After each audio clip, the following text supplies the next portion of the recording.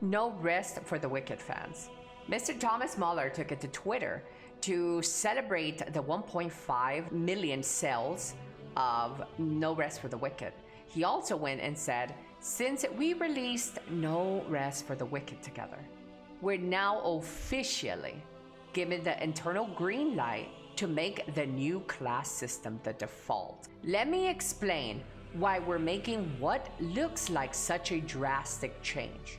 For the last couple of decades, most ARPGs have picked one or two approaches. Hard class systems, games like Diablo or Path of Exile, ask you to pick a class up front, and then that decision defines your character forever. You can branch a little bit within the boundaries designers allow, e.g. hammer it in D2, but you can't truly craft your own class. You're always working inside a predefined box. Attribute systems games like Dark Souls or Fallout let you allocate stat points as you level up, and your build emerges from one of those choices. From Software has used this model for 17 years plus. So many assume it's solved, but attribute systems come with inherent issues. Players can't realistically know which stat to invest in early, and once the choices are made, you either locked in or forced to rely on a respec system to undo mistakes. We don't think either of these approaches is ideal, which is why we've been working on something completely different. With the upcoming job systems in Wicked, your character's class adapts dynamically based on how you actually play. If you spend a lot of time swinging swords, you'll naturally become a better swordsman. This sounds like Fable, chat. I'm pretty sure this was a thing in Fable 1, Fable 2. You'll naturally become a better swordsman. If you switch to wands or staves, you'll start progressing as a mage. Also sounds very, I think, RuneScape or something. Yeah, I think it's a world. I think it's an MMO thing. If you spend a lot of time swinging swords, staves, wands, you progress as a mage. Each class has its own weapons, traits, and ruins, and players will need to use and master that class to fully unlock its potential. And once mastered, all of the class skills can be used on other classes as well. It sounds very reminiscent to a lot of other games that I've played, actually, not very unique. But I love it. There's not a problem with that. Your class isn't chosen in a menu. It's earned through play. This system is clearly inspired by Final Fantasy Tactics, and we genuinely believe if it could change how players and even other developers think about progression system in ARPGs. I've learned a lot about this as a developer. In Ori and the Blind Forest, we introduced a traditional skill tree and quickly ran into a problem. Players want to min-max, and they don't want to be forced to invest into X just to reach Y. That's why we've moved to the Spirit Shard system in Will of the Wisp. In a similar way, we believe this new job system finally breaks through some long-standing barriers in ARPG progression. It's always scary at first to make challenges like that deep into development, but I'm very much convinced that this is going to be a major step in the right direction, not just for Wicked, but for ARPGs in general. I really think Yasumi Matsuno had figured out the proper answer 30 years ago, and most Western developers just haven't paid enough attention.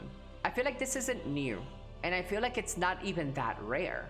There's a lot of games where you where you play a certain thing and you level it up, and you can choose to level all of them and then play what you want. Yeah, I almost feel like this isn't like necessarily a rare approach. Maybe a rare approach to top-down isometric games like Diablo. Maybe it's new for that genre, but it's definitely not a new thing for like MMORPGs. I feel like I've seen this.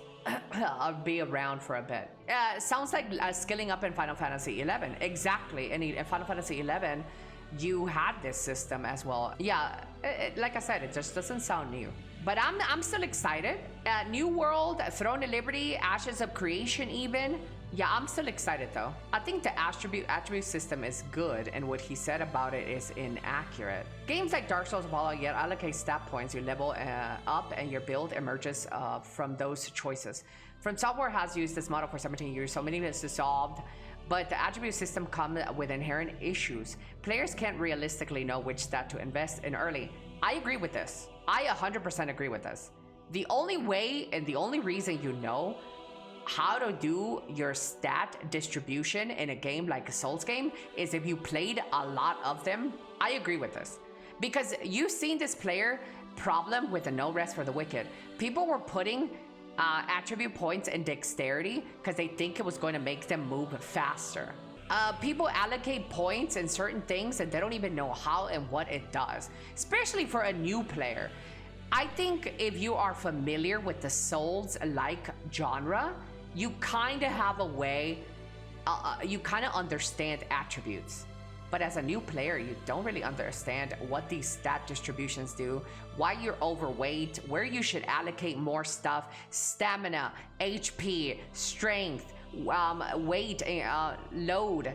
It just becomes a little bit like, it becomes harder if you don't really know what the you're doing. It is not so clear. He said you couldn't know which stats to invest. Yeah, you don't. The reason you feel this way is because you played plenty of from software games. But if you're a new player coming into these games, it's a little bit hard to discern what is best for you to do and at what point. It isn't simple. He is right. And once choices are made, you either locked in or forced to rely on a respec systems to undo mistakes.